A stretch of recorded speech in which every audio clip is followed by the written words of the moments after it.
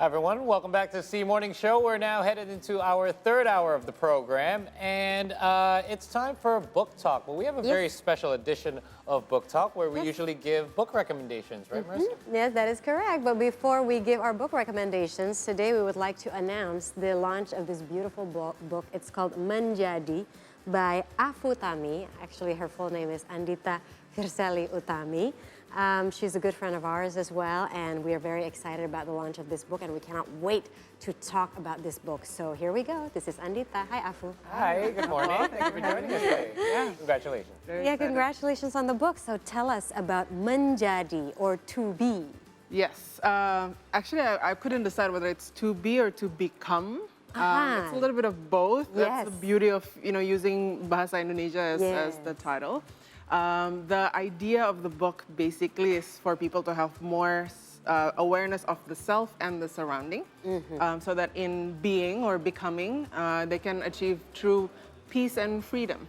That's a big promise. It is. It is. And the thesis is that that state of being at peace comes from knowing. So a lot of people might feel anxious or unsure or even apathetical, which stems from ignorance, like not knowing the self, not being brave enough to explore the different corners of yourself and having full knowledge of yourself. And at the same time, we go through day-to-day being almost like in automatic mode, not realizing the many problems that's happening in the world today. And that makes us, a bit apathetical. So the idea of the book is also combining that knowledge of self with knowledge of the world.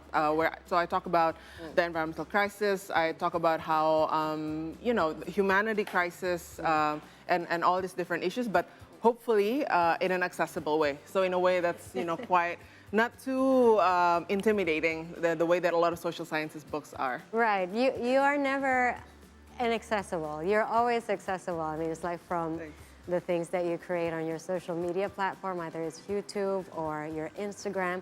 So I bet you, I mean, I really do believe that books are very personal to their writers. So what was that moment in your life where you decided to hey, you know what? I think this is an issue I'm really concerned about, and I'm going to write about this because this happened, right? Sure. What sort of drove you into this journey of writing this book? So there's both an internal motivation and an external event, let's call it that. So internally, we've been friends, so I've been working on this climate crisis issue for a while, and as a professional, as an activist, I feel like I struggled a lot with this label of being an environmentalist and how expectations come with it. And then I went to an elitist school, and people have expectations on me going to that school. They expect that I know a lot of things and so on. That to some extent it creates anxieties and not being at peace with myself.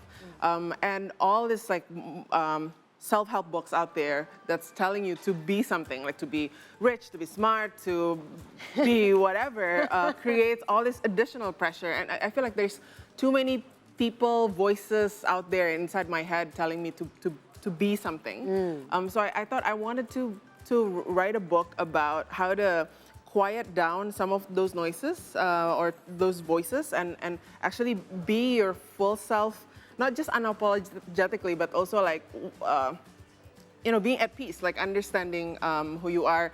The way I analogize it in the book is like you can take off the labels that you think are being put on you, for example, the expectations, and just be. And so that has been the process, kind of like on my own expectations on myself, but also all this different self-help books. So I wanted to birth a different kind of tone where it's a maybe somewhat self-help book. It's a little bit of philosophy, social sciences, but instead of telling you how to be or what to be, I tell people that you don't have to be anything, and you can just choose. You can think about the consequences of your choices, and therefore you should be something, or you could be something, but there's no have to. That's so lovely. It brings so much relief.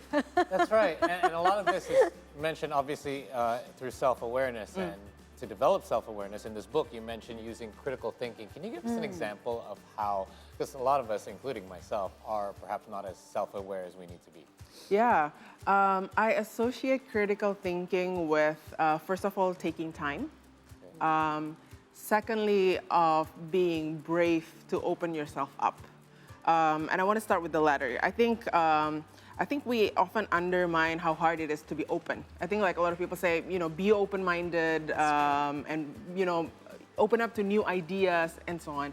But if you think about it, being open means being open to changing your mind. And changing your mind for a lot of people can feel like they're betraying their old self or betraying their, past self, their mothers, the people who matter to them, the loyalties they have to those people by changing their mind, right? So one big chunk of the book is about, how it's okay to forgive yourself that you will betray some of those loyalties and by being open to new ideas. And I tell that story through a memoir kind of style, where I talk about how I changed my own perception. So for example, I haven't been an environmentalist forever, right? Like I used to think that unregulated free market is the answer to everything. Not really. Exactly. Dangerous. Before I learned about all this, the economists call it market failures, but basically greed, how greed has led to a lot of environmental catastrophe and the climate change we're facing today. So I explained not just about the climate crisis as a fact, but how I struggled with it, but I found the courage to change my mind once the new information once I was exposed to the new information. Yeah. So I feel like a lot of people don't change their mind because they're afraid, right? Like changing mind is difficult. That's the second part. The first part that I mentioned earlier about taking time. I think a lot of people make decisions quickly, automatically, because taking the time to think through, to think systematically, is a cost. It's a cognitive cost. It's an emotional cost. Energy exertion. Yes, it's a lot more exhausting.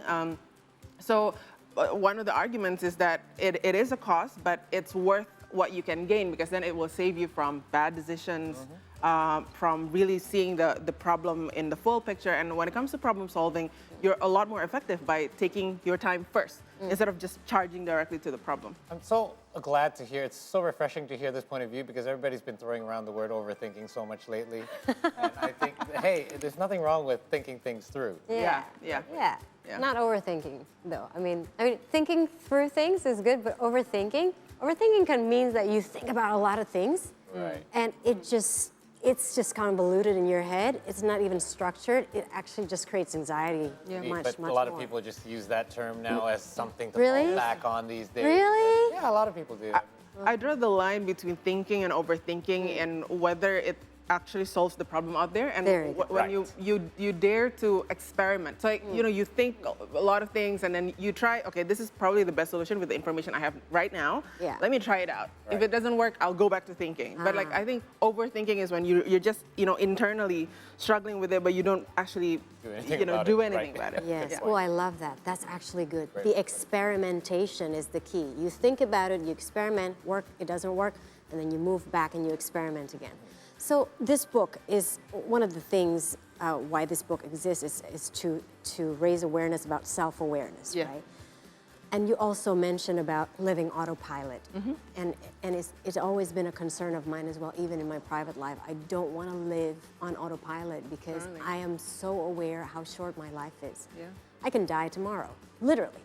Like everyone can just die tomorrow, and I would so regret if I just don't live with eyes open, right? So, but I do believe, and I think we do believe, that a lot of us are living on autopilot. Yeah. What do you think is the danger if we just continue to be indifferent? It's sort of like, well, my way works anyway. I'm just going to keep doing it, whether it's destructive, whether it's destructive to the environment, destructive for me. But it seems that it works for me. It's okay. So what is the danger of living on autopilot? Yeah, I think people think it's okay to live on autopilot because they don't realize the gain from living more mindfully. that they're missing out on a lot of things, right? Because switching from autopilot to being more mindful, as we talked earlier, is taxing emotionally, cognitively, and so on. But what they don't realize is, first of all, even like in the most pragmatic way, at a personal level, when you live more mindfully, you make better decisions. And better decisions lead to better outcomes. So even, in choosing, I don't know, how to go to work today, or like what job you want to do, a lot of it is really hard decisions. Like that, if you spend some time thinking about it, and you actually make better decisions, then you live the rest of your life in a more rewarding way, right? I think like the trajectory of thinking, like let's say if like life moves this way and you're at this point right now, you still have, decades to live. Hopefully. Hopefully, fingers crossed, although we can all die tomorrow. The smallest decision to the big decisions that you make will really change the trajectory of your life, and you can have a very different path based on that. So I think, but the other part of it is also being able to think or be more mindful is a privilege, right? Of having the time and the space to do it. Right. I think if we're being fair, for example, for the more socioeconomically disadvantaged people, for example, they don't always have the luxury of thinking or taking time or being more mindful. Yeah, because they just have to like, okay, what am I going to eat tomorrow? Every day, exactly. So, so I acknowledge that, and I think part of what the book is, there's a chapter specifically on privilege and inequality, where I want people with privilege who probably can't afford the book. I'm pretty sure people who read the book have privilege, because it's not the cheapest book out there. Correct. Not the most affordable. So I ask people, I invite people to think more about how their privilege can also help, less privileged people to have the same luxury, by thinking about what can we do to foster equality, equity around us. Yes, that's lovely. So a lot of this requires, we mentioned the word change a lot. Change is something that we always say is the only constant in life, yet everyone is so afraid of it. And what's your thoughts behind this, and why is it so difficult for us, even though we're self-aware, to make these changes? Because that is the catalyst, isn't it? That's the true story. Yeah, I talk about change in the third part, which is the final part of the book, because I think I owe the readers that answer in terms of like, then I have this self-awareness, I'm aware of all the problems around me, what do I do now? Because a lot of books just, give you the problem, but then you don't know what to do about it. And so I try to provide some kind of map of options of what you can do with, but starting from like an asset-based thinking. So really start from what you have, what you can contribute to solve these problems, and that might be different for each of us. Such as, for example? For example, even if you're a housewife, stay-at-home mom, or stay-at-home dad, for example, how you educate your daughter, your sons, already will affect or can contribute to the problems that we're facing today. If you're a professional news anchor, different people have different influences over affecting the kind of change that you wanna see. I think even though change is constant, but there is autopilot change and there is mindful change, right? There are changes that are happening mostly out of, sometimes out of greed, just out of not thinking, but it just, even this digitization of things, digitization of the economy, for example, that's a change, but if you don't do it mindfully, you won't see that it's worsening inequality. It has a lot of consequences that you might not anticipate. But by being more aware of the kind of change you want to see, you can direct where things go so that it doesn't lead to those negative outcomes. Yeah, like for example, the development of technology in writing. ChatGPT is so highly controversial. I mean, it's like, in some ways, probably the inventor was thinking like, oh, it makes our life easier. Advertising agencies can just like, or PR companies can just like write up things in like 1 second. But at the same time, they probably haven't thought about the impact on our intellect. Right, that's a good one. And it means that it will make it easy for students to plagiarize. It'll make humans even more lazy in thinking, which is the opposite of critical thinking. And your example is just hit home with me because throughout the pandemic, we've all gotten used to, oh, I can just order things. We don't have to leave the house. But now that we can leave the house, we still rely a bit too much on some of these things. You don't realize the carbon footprint you're leaving behind and all of these other things, packagings that we don't need. We could just really just go out these days, right? Yes, exactly. Good example. Yeah. So before we go to your book recommendations, how long did it take for you to write this and research it? You're a researcher, I know. So I want to say my whole life.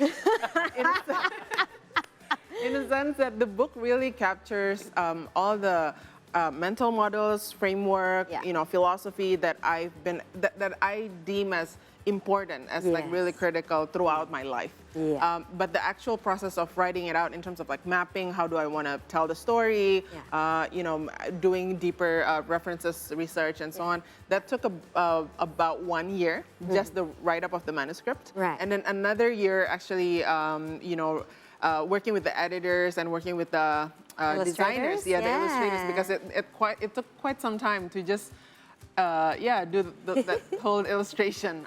Shout out to Kak Kresna, who's the graphic designer. Brilliant guy. I love his work. And I think like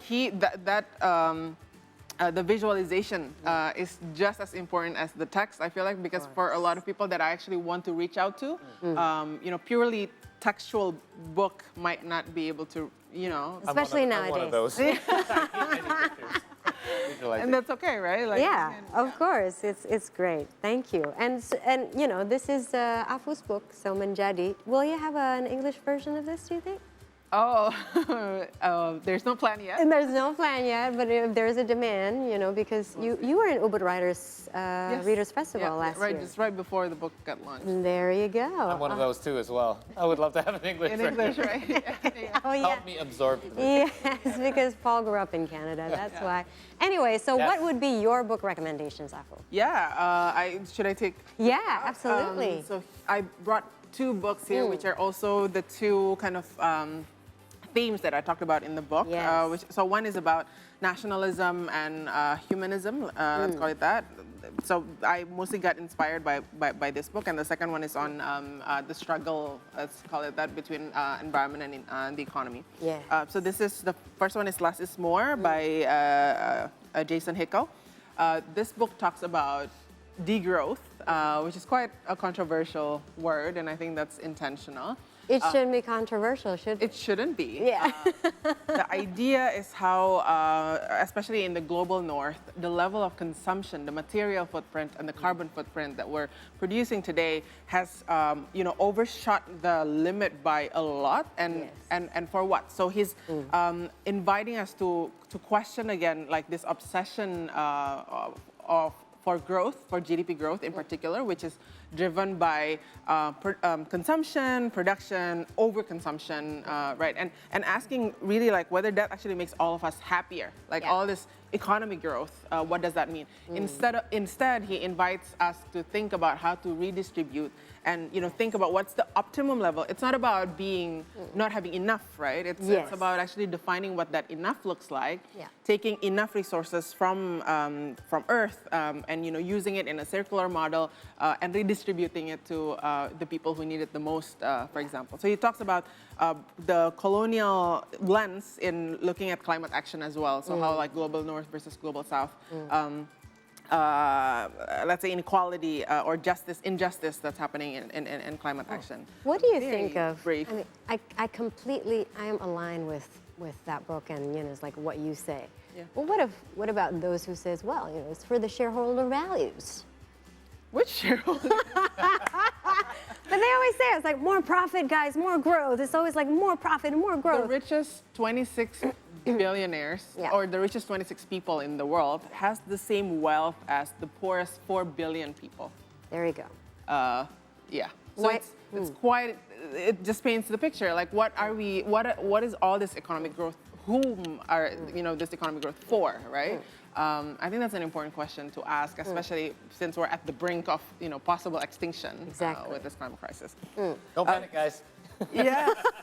I think they're translating it as well to Indonesian. I am so going to get that book. It's so interesting. Yes, the second one is my initial interaction with the idea of nation of like I think this is the first time. So I grew up, as many Indonesians are, in like PPKN, like the curriculum that teaches us civic studies as memorizing Pancasila, singing Indonesia Raya, and all of that, and not so much on what does it mean to be Indonesian. Correct. What does it mean to love your country? Yes. And so on. So I loved, so this was like, I read it when I was in high school, I think. So one of the classics, Pramudia Anantatur, Anak Semua Bangsa. This is out of the tetralogy, so the full 4 books, but this is my favorite one because it talks about the journey of the main character, Minke, in starting to develop this awareness of like, what does it mean to be to possibly be our own nation, like as part of the the more educated part of the society, looking at the less privileged or affected by colonialism, and so on. So through fiction, what fiction? So that's the other part. I love nonfiction in a way that it just tells things as it is. Yes. But I think only through fiction you can somehow. Through understanding what the insights of the main character's thinking, gives a whole new world to like, oh, like this is how the character's thinking, and that's how they process and interact with the world, in the fiction book. And I love that Helps as you relate well. that to the real I life. agree, totally. because you empathize. You can imagine going into his head and his feelings and everything. Yeah. It's like films and books. Yes, totally.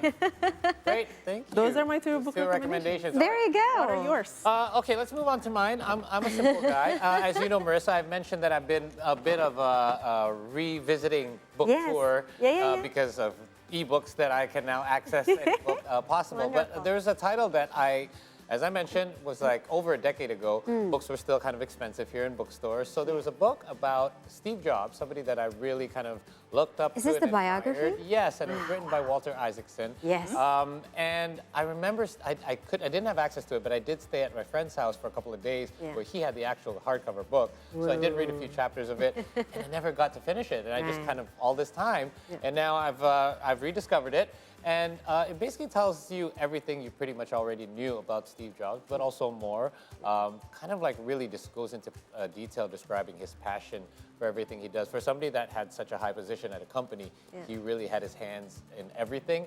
And I think one of the most fascinating things that I learned about him was the fact that he was really smart, and he was able to not kind of find advancements in technology to give to you, but instead help you advance into his technology. For example, if you ever use an Apple product and decided, hey, that's a really cool feature, I never knew I needed it, but now I can't not use it. Wow. So he wanted to kind of change the world in that sense. And I think in a way he did in his short time that he was at Apple. And also, he was able to always find the right people for the right jobs. For example, not everyone in his company were in the positions that they started with, but he was always able to recognize the potential in that person when that person itself probably didn't realize it. So he was able to discover, you know what, you'd be better off doing this instead. And while that may have felt foreign to the person at the time, they realized much later down the road that, oh, I can blossom much more in this role. And he was able to read people, I guess,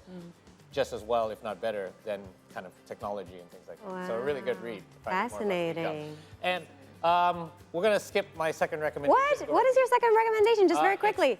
It's got a lot of curse words in it, but the title itself is The Subtle Art of Not Giving. Beep. So this is a book that many people know about. Is it Mark Manson. Manson, My not wife Ronson. recommended / not recommended it to me. She said it's an interesting viewpoint, but I couldn't finish it. No. But you might find it interesting.